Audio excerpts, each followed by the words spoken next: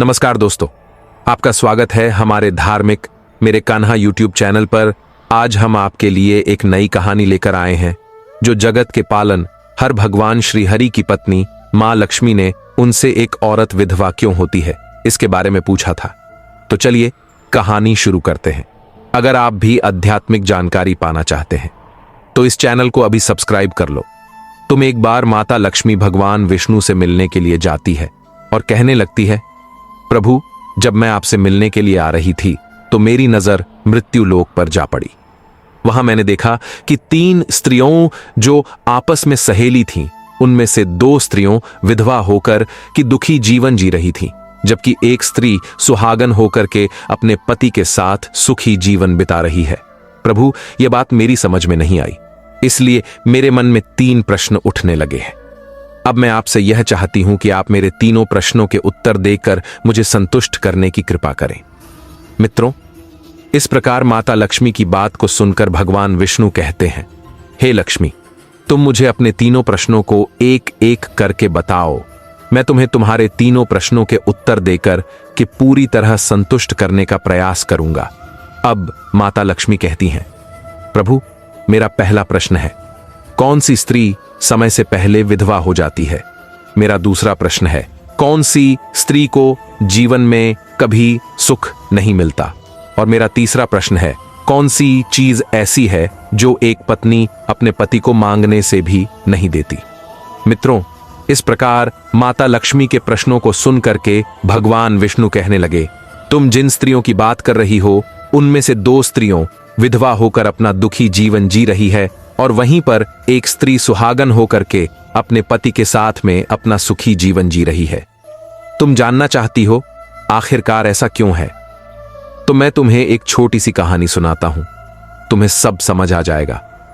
इस कहानी को बहुत ही ध्यान से सुना। आंधी अधूरी कहानी सुनने वालों को आधा अधूरा ही ज्ञान प्राप्त होता है जो जीवन में कभी काम नहीं आता, क्योंकि तुम्हारे तीनों प्रश्नों के उत्तर इसी छोटी सी कहानी में समाये हुए हैं। यदि तुमने ध्यान से सुना तो तुम्हारी तीनों प्रश्नों के उत्तर तो अवश्य मिलेंगे और तुम्हें संतुष्टि प्राप्त होगी। मित्रों, माता लक्ष्मी कहती हैं, प्रभु, मैं आपकी बात से सहमत हूं, आप कहानी शुरू करो। मैं कहानी को पूरे मन से सुनूंगी और जब तक आप कहानी बोलेंगे तब तक मेरा मन किसी दूसरे स्थान पर नहीं जाएगा। भगवान विष्णु कहते हैं, हे लक्ष्मी, सबसे पहले मैं तुम्हें उस स्त्री की कहानी सुनाता हूं जो सुहागन बनकर के सुखी जीवन बिता रही है। जिस सुहागन स्त्री की तुम बात कर रही हो वह स्त्री एक राजा के नौकर की पत्नी है और जिस नौकर की वह पत्नी है उस नौकर को अपनी पत्नी पर पूर्ण विश्वास और भरोसा है कि वह पतिव्रता है, जिसकी महिमा वह अपने साथियों में बार बार करता है। अब देखो, एक दिन की बात है, उस राजा के नौकर ने अपनी पत्नी की प्रशंसा इतनी की, ये बात धीरे धीरे फैलते हुए राजा के दरबार तक पहुंच गई। फिर तो राजा ने अपने नौकर को बुलाया और उस नौकर से कहा कि तुम हर किसी से कहते हो कि तुम्हारी पत्नी पतिव्रता है, स्त्री है। क्या वास्तव में तुम्हारी पत्नी पतिव्रता है? क्या आपको पूर्ण विश्वास है? इस प्रकार राजा की बात सुनकर नौकर कहता है, महाराज, मुझे पूरा विश्वास है और पूरा भरोसा भी कि मेरी पत्नी पूरी तरह पतिव्रता है। अब इस समय पर राजा का महामंत्री कहने लगता है, यदि मैं तेरी पत्नी का पतिव्रत धर्म खंडित कर दूं तो तुझे क्या सजा मिलनी चाहिए? फिर तो नौकर ने कहा, यदि तुम मेरी पत्नी का पतिव्रत धर्म खंडित कर देते हो तो महाराज मुझे फांसी लगा देना, क्योंकि मुझे भरोसा है मेरी पत्नी पर। अब उधर वह राजा का नौकर भी मंत्री से कहता है, यदि महाराज यह मेरी पत्नी का पतिव्रत धर्म खंडित नहीं कर पाए तो इनको सजा क्या मिलनी चाहिए, ये भी बता दीजिए। तो राजा ने कहा कि मंत्री को भी फांसी की सजा दी जाएगी। फिर भगवान विष्णु कहते हैं, मंत्री ने स्वीकार कर लिया और नौकर से पूछा कि क्या वस्तु लाऊं जिसे तू माने कि मैं तेरी पत्नी का धर्म खंडित करने में सफल हुआ? तो नौकर ने कहा, मंत्री, यदि तुम मेरे घर से जाकर के मेरे विवाह के समय पर मुझे एक पटका मिला था और एक कतार मिली थी, वह मेरी पत्नी ने बहुत ही संभाल कर रखी है, जो सुहाग की निशानी मानी जाती है। यदि तुम पटका और कतार लाकर मुझे दिखा दे तो मैं मान जाऊंगा कि मैं मेरी पत्नी का धर्म तूने पूरी तरह नष्ट कर दिया है। अब शर्त स्वीकार हो जाने के बाद मेंगृह मंत्री शहर में जाता है और एक दूती से जाकर मिलता है। वह दूती हमेशा एक दूसरे से भिड़ने का काम करती थी और जो काम कोई नहीं कर पाता था वह काम करने में वह सक्षम थी।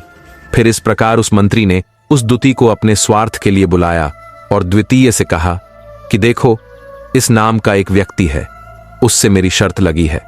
और फिर उसने उसे शर्त के बारे में उसको सारा कुछ बता दिया। फिर वह दूती से कहने लगा, तू कैसे भी करके उस स्त्री से मेरा संपर्क करवा दे, तुझे जितना धन चाहिए मैं उतना धन दूंगा। इस प्रकार मंत्री की बात सुन करके दूती कहने लगी, भाई तू उस औरत के बारे में बात मत कर, वह औरत पूरी तरह से पतिव्रता स्त्री है, तेरी ओर थूकेगी भी नहीं, तेरी शक्ल भी देखना पसंद नहीं करेगी और उनके परिवार के व्यक्ति खूंखार हैं। तेरी खाल उतार लेंगे। तो मंत्री कहता है, ठीक है, यदि तू मेरा उससे संपर्क नहीं करवा सकती है तो एक काम कर दे, उसके घर जाकर के पटका और कतार चुरा कर ला दे और उसकी पत्नी के गुप्तांग के पास में यदि कोई चिन्ह हो तो वह चिन्ह भी मुझे देख करके बता देना, फिर मैं तुझे मुंह मांगा इनाम दूंगा। ये बात दूती की समझ में आ गई और उसने कहा, ठीक है, मैं तुम्हारा काम अवश्य करूंगी, पर मुंह मैगी कीमत लूंगी। मंत्री बोला, ठीक है। नौकर शहर में रहता था, 2-3 नौकर के घर जाती है, उसकी पत्नी से जाकर बोलता है, बेटी, मैं तेरी पति की बुआ हूं, मैं कई वर्षों के बाद आई हूं। फिर उस स्त्री ने कहा, मैंने आपको पहले कभी देखा नहीं, इसलिए पहचान नहीं पाई। और इस प्रकार उस दूती को उस नौकर की पतिव्रता स्त्री ने बहुत बड़ा सम्मान दिया, मगर उसे क्या मालूम था कि यह उसके साथ में छल करने आई है। अब भगवान विष्णु कहते हैं, लक्ष्मी इस प्रकार वह द्वितीय उस पतिव्रता स्त्री के साथ में 2 दिन तक रुकी थी। जिस समय वह स्त्री स्नान करने लगी तो द्वितीय उठ करके उस पतिव्रता के कमर रगड़ने लगी। उस पतिव्रता स्त्री ने बहुत मना किया, फिर भी वह द्वितीय नहीं मानी और कहने लगी, तुम मुझे तो बेटी से भी प्यारी लगती हो, तो मना मत करो। काफी दिनों के बाद में मेरी तुम्हारी मुलाकात पहली बार हुई है। अब ऐसा कहकर के वह द्वितीय मुख पर हाथ फिराने लगी। फिर आंखों को धोने के बहाने से उस द्वितीय ने उसे पतिव्रता स्त्री की आंखों पर पानी मार दिया और उसे स्त्री की आंखें बंद हो गईं। इस प्रकार गुप्तांग के पास में जांघ पर तिल था जो दूती ने देख लिया था, बस उसका काम बन गया। उधर स्नान करने के बाद में जब वह पतिव्रता स्त्री रसोई में खाना बनाने गई तो दूती को मौका मिल गया और उसने पटका और कतार उस नौकर के घर से चुरा ली और वहां से एकदम से भाग गई और जाकर के दूती ने वह पटका और कतार मंत्री को दे दिए और उस पतिव्रता स्त्री के जांघ पर तिल की निशानी भी बता दी। मंत्री सीधा राजा के दरबार में पहुंचा और राजा से जाकर कहा, महाराज, मैं नौकर की पत्नी के साथ में 2 दिन बिताए और यह पटका तथा कतार उसी के हाथों से लेकर आया हूं। फिर तो राजा ने दरबार लगाया और नौकर को बुलाया तथा महामंत्री से सभा में पटक और कतार नौकर को दिखाने के लिए कहा। फिर राजा की आज्ञा पा करके मंत्री ने उस नौकर को पटका और कतार दिखाई और उसकी पत्नी की झांक पर तिल भी बताया तो नौकर मान गया कि वास्तव में आज मेरी पत्नी ने अपना पतिवृद्ध धर्म पूरी तरह से नष्ट करवा लिया। भगवान विष्णु कहते हैं, लक्ष्मी, फिर तो राजा ने फांसी का दिन 15 दिन के बाद में रख दिया और कहा कि नौकर को 15 दिन के बाद में फांसी पर चढ़ाया जाएगा। और इस प्रकार से नौकर से उसकी अंतिम इच्छा पूछी तो नौकर ने कहा कि मैं अपनी पत्नी से अंतिम बार मिलना चाहता हूं। इस प्रकार राजा ने उस नौकर को आज्ञा दी कि ठीक है, तुम अपनी पत्नी से मिल सकते हो। फिर नौकर अपने घर गया और अपनी पत्नी से कहा कि आप मेरे साथ में बहुत बड़ा विश्वासघात किया। मैंने आपके विश्वास पर मंत्री से ऐसी शर्त लगाई थी कि राजा के दरबार में राजा के सामने मैंने कहा था कि मेरी पत्नी का पतिव्रत धर्म कोई नष्ट कर दे तो मुझे फांसी लगा देना। अब मुझे 15 दिन के बाद में फांसी लगा दी जाएगी। मेरे साथ विश्वासघात करके तुमने ठीक नहीं किया। उसे पतिव्रता स्त्री ने अपने पति को सारी बात बताई, मगर उसे विश्वास नहीं हुआ और फिर नौकर राजा के दरबार में पहुंचा तो राजा फिर उसे कैद में डलवा दिया गया। अब उधर नौकर की पतिव्रता धर्मपत्नी ने परमात्मा को याद किया और अपना भेष बदल करके राजा के दरबार में गई और राजा से नाच दिखाने की आज्ञा मांगने लगी, क्योंकि वह स्त्री बहुत ही सुंदर थी और उधर राजा शौकीन होते हैं। इसलिए राजा ने आज्ञा दे दी कि सभी मंत्री आदि उपस्थित होकर के इस सुंदरी का नाच करवाने की पूरी व्यवस्था करी। भगवान विष्णु कहते हैं, लक्ष्मी। फिर तो सब मंत्री, महामंत्री, राजा आदि दरबार में उपस्थित हो गए। और फिर उस नौकर की धर्मपत्नी ने जब नाचना शुरू किया तो राजा को उस स्त्री का नाच बहुत ही पसंद आया और सुंदर लगा। और फिर राजा ने कहा, तुम मुझसे क्या मांगना चाहती हो? फिर राजा ने बहुत खुश होकर बोल दिया कि तुम जो भी मांग मांगोगी मैं तुम्हें वही दूंगा। फिर उस नौकर की पतिव्रता स्त्री ने कहा, महाराज, आपकी सभा में मेरा चोर है जिसने मेरे रुपए लिए थे मगर आज तक वापस नहीं दिए, उसे फांसी की सजा दे दीजिए। अब राजा ने कहा, ठीक है, बताओ मेरे दरबार में तुम्हारा चोर कौन है, उसका नाम क्या है? मैं उसको फांसी की सजा अवश्य दूंगा देवी। भगवान विष्णु कहते हैं। फिर उस नौकर की पतिव्रता स्त्री ने कहा, महाराज, आपका मंत्री मेरा चोर है, आप इनको फांसी की सजा अवश्य दें। अब उधर जैसे ही मंत्री ने सुना कि यह सुंदरी मुझे अपना चोर बता रही है तो मंत्री कहने लगा, महाराज, मैं कसम खाकर कहता हूं कि मैं इसका कभी कुछ भी नहीं चुराया है, मैंने इसे आज तक कभी देखा ही नहीं है, तो मैं चोरी कैसे कर सकता हूं इसकी? मैं आज तक इसकी शक्ल ही नहीं देखी है। अब भगवान विष्णु कहते हैं, लक्ष्मी, जैसे ही मंत्री ने कहा कि मैं सुंदरी की आज तक शक्ल ही नहीं देखी है तो वह सुंदरी कहने लगी, महाराज, ये मंत्री मुझे जानता नहीं है, तो आप इससे यह पूछो, ये पटका और कतार कहां से लाया था? मैं उस नौकर की पत्नी हूं जो आपके यहां पर नौकरी करता है और आप मेरे निर्दोष पति को फांसी पर चढ़ने वाले हैं। अब मैं आपको पूरी दस्ता सुनती हूं। ये जो आपका मंत्री है, इसने मेरे पास में अपनी एक दुती को भेज करके मेरी जांघ के तिल का पता लगाया और उसी ने यह पटका और कतार चुरा करके इसको ला कर दी। और आपके मंत्री के द्वारा भेजी गई दुती जब मेरे घर पर आई थी तो उसने मुझसे कहा था कि वह मेरे पति की बुआ है और वह पहली बार आई है मेरे घर, इसीलिए मैं उसको पहचान नहीं सकी। और महाराज, जिस प्रकार मैंने उस स्त्री को अपने यहां पर बहुत सम्मान दिया और अपने घर पर उसके ठहरने की व्यवस्था की, और इस प्रकार उस नौकर की पतिव्रता स्त्री की बात को सुन करके राजा ने दुती को बुलाया।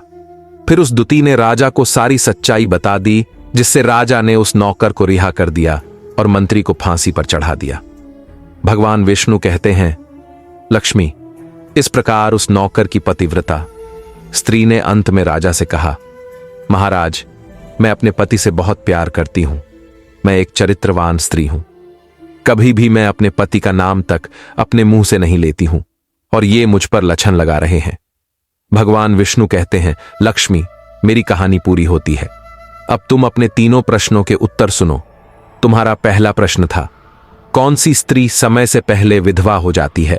तो जो स्त्रियां अपने पति का नाम लेती है वह समय से पहले विधवा हो जाती है, क्योंकि पति का नाम लेने से पति की उम्र कम हो जाती है और समय से पहले ही उनके पति की मृत्यु हो जाती है। ऐसी स्त्रियां जो पति का नाम लेती है समय से पहले ही विधवा होकर के एक दुखी जीवन जीती है, इसलिए किसी पत्नी को अपने पति का नाम नहीं लेना चाहिए।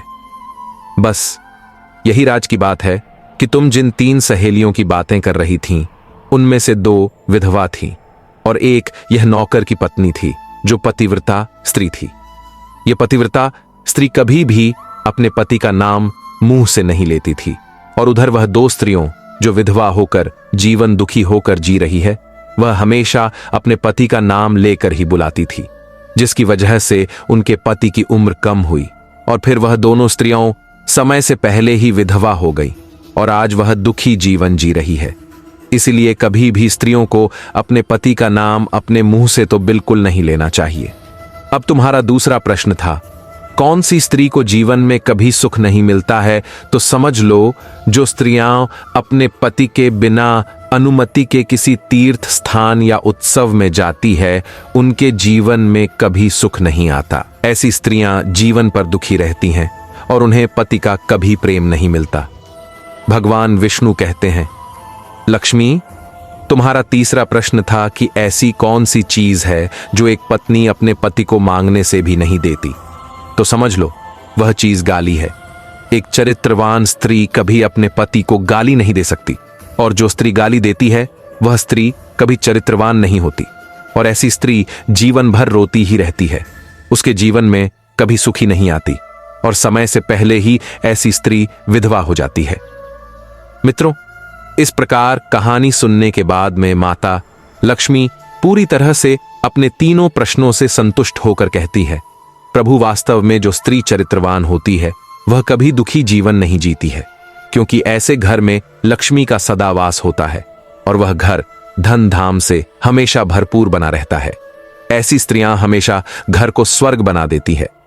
तो दोस्तों, यदि आपको यह वीडियो पसंद आई हो तो प्लीज आप हमारे चैनल को सब्सक्राइब जरूर कीजिएगा और जो बाजू वाला बेल बटन है उसे भी दबा दीजिए। वीडियो को लाइक करें और दोस्तों को भी शेयर करें और सच्ची श्रद्धा से कमेंट में जरूर लिखें। जय श्री राम। प्रिय मित्रों, वीडियो को अंत तक देखने के लिए धन्यवाद। जय श्री राम। शुक्रिया।